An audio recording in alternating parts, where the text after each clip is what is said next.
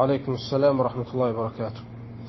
Sual belədir ki, mən demək olar ki, 24 gündür namaza başlamışam.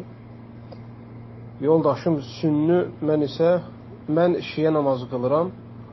Bu günahdırmı ər-arvad arasında? Haramlıq olarmı mənim bişirdiyim yeməklər onu haramdırmı? Xahiş edirəm, mənə yol göstərin. Cavab odur ki, insanların dinləri və yaxud da İslam dini insanların nə rənglərinə görə, nə millətçiliklərinə görə, nə də dillərinə görə dəyişmir. Yəni farslar belə namaz qılsın, ərəblər elə namaz qılsın, türklər elə, ingilislər belə. İslam dini birdir. Və bu İslam dini insanların rəngləri, dilləri, ölkələri başqa olsa da hamısını eyni əqidə üzrə cəm eləyir. Ona görə İslamdırsa, əgər müsəlmandırsa bir insan, baxmalıdır dinini ki, Allahın kitabında və Peyğəmbər sallallahu aleyhi və səlləmin hədislərində, sünnəsində necə gəlib o şəkildə yaşamalıdır. Çünki Allah qatında hər hansı bir əməlin, istərsən namaz olsun, oruc olsun, zəkat olsun, həccə getmək olsun və görülən bütün xeyir əməllər olsun, Allah qatında qəbul olunması üçün mütləq iki şərt lazımdır. Əgər insan etdiyi əməldə bu iki şərti cəm etməsə, qiyamət günü o insana etdiyi əməl fayda verməyəcək. İnsana qalan sadəcə ona olan yorğunluğu, sadəcə keçirdiyi vaxtıdır. Qiyamət günü fayda verməyəcək. O əməlin birincisi odur ki, insan əməli xalis Allah rızası üçün etməlidir. Xalis Allah rızası üçün. Riyakarlıqla və yaxud da şirk üzrə və yaxud da bidət üzrə olmamalıdır. Xalis Allah rızası üçün etməlidir. Ya kiminsə xətrinə, ya kimsə ona səna eləsin, ya kimsə onu görsün deyə deyil.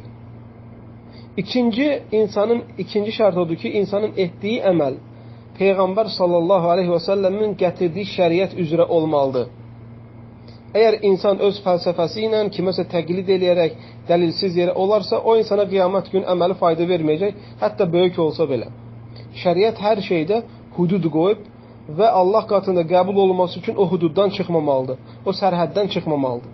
Şəriətdə gəlib ki, gündə 5 vaxt namaz qılmalısan və zöhr namazı bu qədərdir, əsr namazı bu qədərdir, məğrib bu qədərdir, işə bu qədərdir, fəcrdə bu qədərdir. Sən qalxıb desən ki, mən fəcri bugün imanım artıbdır, mən fəcri 2 rəkət yerinə 9 rəkət qılmaq istəyirəm. Hətta etdiyin əməl sayda çox olsa da Allah qatında deyirik qəbul deyil. Niyə? Çünki şəriətdə 2 rəkət fərz gəlib və salam. Bu qayda çox önəmlidir. Allah Azza və Cəllə əmr eləyib ki, Ramazan ayının orucunu tutun. Bir adam desə ki, mən Ramazan ayının orucunu tuta bilmirəm, çünki iyun ayına düşür, isti olur, mən bunu dekabrda tutacam. Deyirik ki, sənin tutduğun oruc qəbul deyil. Niyə? Çünki Allah Azza və Cəllənin qoyduğu həddi aşdığına görə, o dairədə olmadığına görə.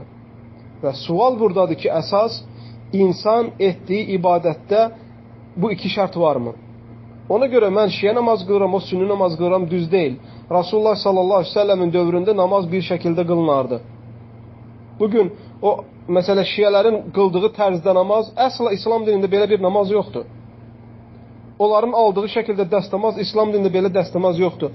Heç bir şiə onu səhih isnadla vallahi ki, subut eləyə bilməz.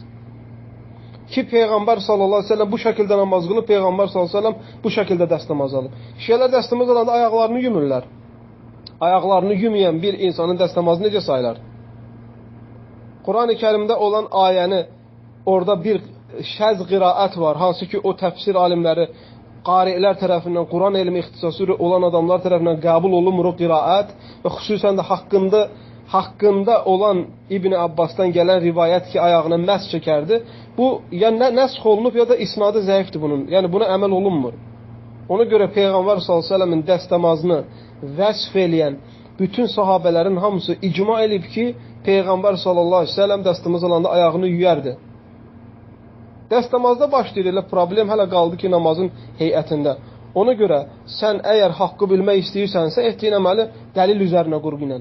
Yox, filan kitabda belə yazılıb, filan belə məsləhət görüb, yox, dədə babadan mən belə görmüşəm, belə gedirəm, qiyamət günü bunların heç biri insana fayda verməyəcək. Ona görə insan zəhmət çəkirsə, düzgün şəkildə çəkməlidir. Və sənin namaz qılmağın mütləq sünnə üzrə olmalıdır. Peyğəmbər s.ə.v-in hədislərində sabit olduğu kimi. Yoxsa əksi təqdirdə sən peşman olacaqsan axirət günü. Bu birinci məsələ. İkinci məsələyə gəldikdə, hətta sən desən ki, mən o bir şəkildə namaz qılacağım, Allah aləm özün bilərsən, mən sadəcə səni yönəldib sənə tövsiyəm eləyirəm. Lakin bunun əlaqəsi yoxdur yemək bişirməklə və yaxud da başqa şeylərlə. Siz ər-arvad sayılırsınız və sənin bişirdiyin yemək xeyr ola ona haram olmalıdır və yaxud da günah olmalıdır.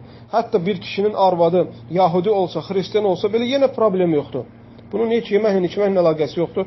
Elhamdülillah.